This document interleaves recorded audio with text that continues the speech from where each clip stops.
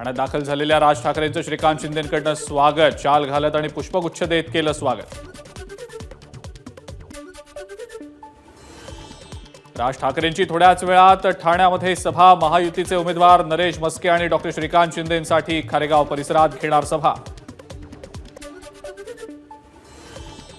ठाण्याचे उमेदवार नरेश मस्के प्रचंड मताधिक्याने विजयी होतील, मुख्यमंत्री एकनाथ शिंदेंना विश्वास, तर राज ठाकरेंच्या सभेमुळे ठाण्यात प्रभाव पडेल, मुख्यमंत्र्यांची प्रतिक्रिया। शिवसेना सोडल्यानंतर पहिल्यांदाच राज ठाकरे आनंद दिघेंच्या आश्रमात जाणार, त्यापूर्वी आनंद दिघे आणि राज ठाकरेंचे काही जुने फोटो समोर।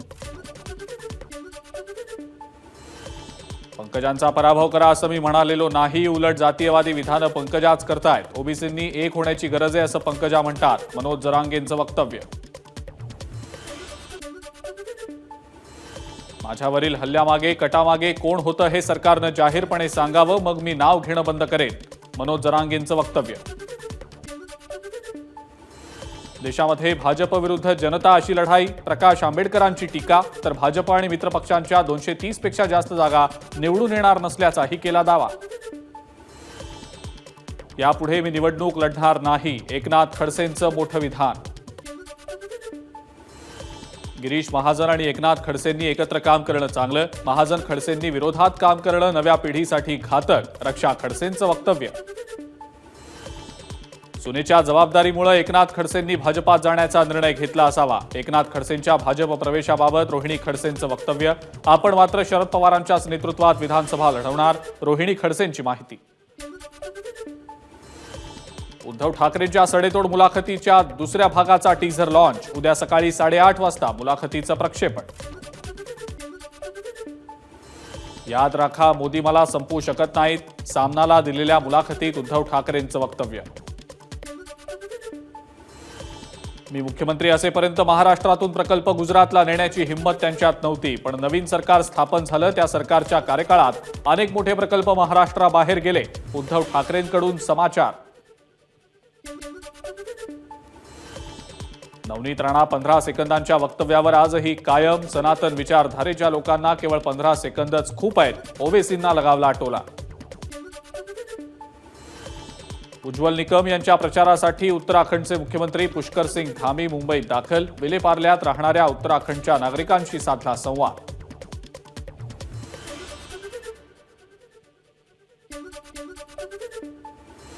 भाजपचे 4 मुख्यमंत्री राज्यामध्ये 5व्या टप्प्यात प्रचार करणार, उत्तर प्रदेशचे मुख्यमंत्री योगी आदित्यनाथ, राजस्थानचे मुख्यमंत्री भजनलाल शर्मा, उत्तराखंडचे मुख्यमंत्री पुष्कर सिंग धामी आणि गुजरातचे मुख्यमंत्री भूपेंद्र पटेल मैदानात उतरणार।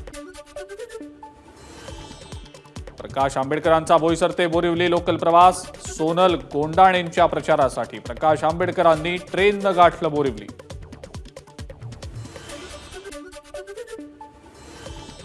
कालपर्यंत प्रचारात व्यस्त असलेले रवींद्र धंगेकर पुण्यातल्या भाजी मंडईमध्ये, पत्नीसोबत केली भाज्यांची खरेदी। छत्रपती संभाजीनगरमध्ये मतदानाचा टक्का वाढावा यासाठी द्वारकादास श्यामकुमार कपड्यांचे दुकानदार मतदान करणाऱ्या पहिल्या 31 महिलांना मोफत पैठणी देणार, तर 31 पुरुषांना कॉटन कॅन्डीचे शर्ट पॅन्ट पीस मोफत देणार। दिल्लीतल्या 2 खेसरांना फक्त पवार आणि ठाकरेच दिसतात, त्या खेसरांना आम्ही कायमचं पाणी पाजू, सामनाला दिलेल्या मुलाखतीमध्ये उद्धव ठाकरेंचा हल्लाबोल। उद्धव ठाकरेंची मुलाखत म्हणजे काळू बाळूचा तमाशा, ठाकरेंनी राऊतांना मॅनेज्ड मुलाखत दिली, भाजपचे प्रदेशाध्यक्ष चंद्रशेखर बावनकुळेंची टीका। हिंमत असेल तर आपण विचारलेल्या 5 प्रश्नांची ठाकरेंनी उत्तरं द्यावीत, बावनकुळेंचं ट्विट।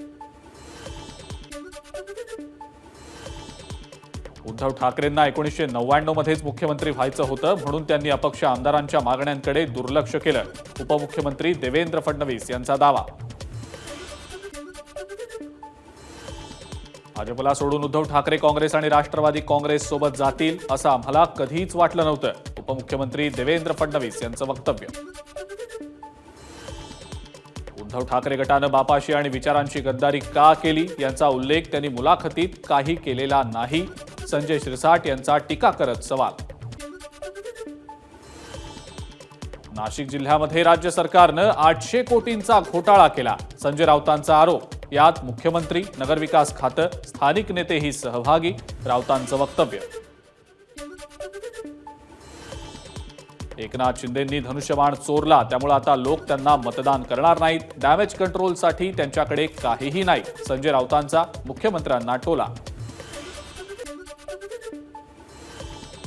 महाविकास आघाडीला राज्यामध्ये किमान 35 जागा मिळतील. शिंदे आणि अजित पवारांना एकही जागा मिळणार नाही.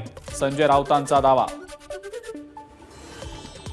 संजय राऊतांना मिशा काढण्याची वेळ येणार. 4 जूनच्या निकालानंतर त्यांनी महाराष्ट्र सोडून जाऊ नये. निकालानंतर दाखवू अजित पवारांची ताकद आहे तरी किती ते. अमोल मिटकरींचं संजय राऊतांना उत्तर.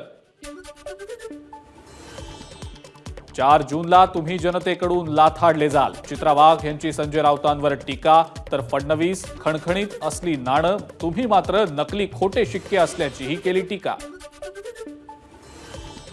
पहिल्या 3 टप्प्यातील मतदानानंतर देशामधली हवा बदलल्याचं दिसतंय. काँग्रेस नेते शशी थरूर यांनी देशात काँग्रेस सत्तेत येणार असल्याचा व्यक्त केला विश्वास. रावेरची जनता रक्षा खडसेंचा पराभव करेल. महाविकास आघाडीचे उमेदवार श्रीराम पाटील यांची टीका. नवनीत राणा 15 सेकंदांच्या वक्तव्यावर आजही कायम. सनातन विचारधारेच्या लोकांना केवळ 15 सेकंदच खूप आहेत. ओवेसींना लगावला टोला. भिवंडी लोकसभा मतदारसंघातल्या शहापूरमध्ये शरद पवारांची सभा. महाविकास आघाडीचे उमेदवार सुरेश उर्फ बाळ्यामामा म्हात्रे यांच्या प्रचारासाठी पवारांची सभा.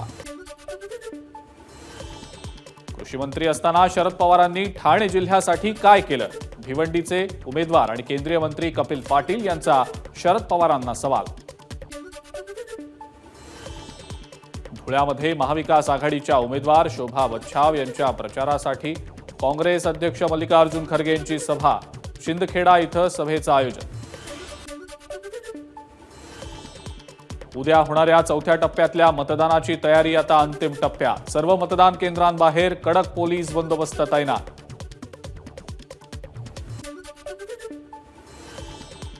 मावळ लोकसभा निवडणुकीमध्ये नोटा बटण दाबणार. पनवेलमधील विमानतळ बाधित 27 गावांचा इशारा. राजस्थानचे मुख्यमंत्री भजनलाल शर्मांची रावसाहेब दानवेंच्या प्रचारासाठी जालन्यात सभा. काँग्रेस ही भ्रष्टाचाराची जननी. देशात एनडीए 400 पार जागा जिंकणार. भजनलाल शर्मांचं वक्तव्य. मावळ लोकसभा मतदारसंघात 25,86,000 मतदार बजावणार मतदानाचा हक्क. मतदानाच्या पार्श्वभूमीवर ईव्हीएम्स आणि मतदान साहित्य मतदान केंद्रावर पोहोचवण्यासाठी लगबग. छत्रपती संभाजीनगरमध्ये मोठा पोलीस बंदोबस्त तैनात. मतदान केंद्रांवर साहित्य वाटप. केंद्रांवर येणाऱ्या मतदारांची तपासणीही करण्याच्या सूचना. छत्रपती संभाजीनगरमध्ये मतदानाच्या पार्श्वभूमीवर जिल्हा प्रशासनाचं विशेष PMS 24 ॲप. ईव्हीएममधला बिघाड, कायदा सुव्यवस्थेची स्थिती, मेडिकल इमर्जन्सी निर्माण झाल्यास ॲपवर क्लिक केल्यानंतर पोलीस आणि जिल्हा प्रशासनाला तत्काळ माहिती मिळणार. लोकसभा निवडणुकीसाठी बीडमध्ये उद्या मतदान. या पार्श्वभूमीवर महसूल यंत्रणाही सज्ज. जिल्ह्यातील 2300 मतदान केंद्रांवर 6000 पोलीस तैनात. अनेक ठिकाणी CCTV'चीही असणार नजर. जालन्यात मतदान प्रक्रियेसाठी प्रशासन सज्ज. 8244 महसूल कर्मचाऱ्यांचा मतदान प्रक्रियेत सहभाग. एकूण 2061 केंद्रांवर 19,67,000 मतदार मतदान करणार. मतदानाचा टक्का वाढवण्यासाठी निवडणूक आयोगाचा अनोखा उपक्रम. शिरूरच्या आंबेगाव तालुक्यात दिव्यांग बांधव, महिला आणि आदिवासी बांधवांसाठी उभारलं विशेष मतदान केंद्र. अहमदनगर दक्षिण लोकसभा मतदारसंघासाठी उद्या मतदान. मतदारसंघातल्या 2026 मतदान केंद्रांसाठी 9400 अधिकारी आणि कर्मचाऱ्यांची नियुक्ती. तर 9066 पोलिसांचा बंदोबस्त तैनात. शिर्डी लोकसभा मतदारसंघातही उद्या मतदान. 1708 मतदान केंद्रांवर जवळपास 9400 कर्मचाऱ्यांची नियुक्ती. जळगाव आणि रावेरमध्ये उद्या होणाऱ्या मतदानासाठी पोलीस यंत्रणा सज्ज. 4000 कर्मचारी मैदानात. जळगावचे पोलीस अधीक्षक महेश्वर रेड्डी यांची माहिती. नंदुरबारमध्ये उद्या होणाऱ्या मतदानाची तयारी पूर्ण. नंदुरबारमध्ये 2115 केंद्रांवर उद्या मतदान. नाशिकमध्ये 3750 मतदारांनी घरातूनच केलं. लोकसभेसाठी बॅलेटनं मतदान. 35,000 मतदार घरून मतदान करणार. मुंबईमध्ये 5व्या टप्प्यात होणाऱ्या लोकसभा निवडणुकीच्या पार्श्वभूमीवर मुंबई पोलिसांच्या सर्व रजा रद्द, कुठेही कायदा आणि सुव्यवस्थेचा प्रश्न उद्भवू नये म्हणून निर्णय. पंतप्रधान नरेंद्र मोदींच्या अर्ज भरण्याच्या रॅलीमध्ये मुख्यमंत्री एकनाथ शिंदेही सहभागी होणार. एबीपी माझाशी बोलताना मुख्यमंत्री एकनाथ शिंदेंनी दिली माहिती. नरेश म्हस्केंच्या प्रचारासाठी ठाण्यात महायुतीची रॅली, मुख्यमंत्री एकनाथ शिंदेंचाही रॅलीत सहभाग.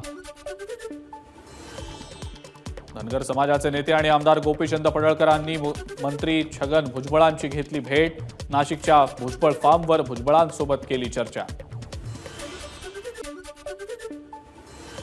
धुळ्यामध्ये काँग्रेसला मोठं खिंडार, काँग्रेसचे नाशिकचे माजी जिल्हाध्यक्ष तुषार शेवाळे भाजपात, बावनकुळेंच्या उपस्थितीत केला पक्षप्रवेश.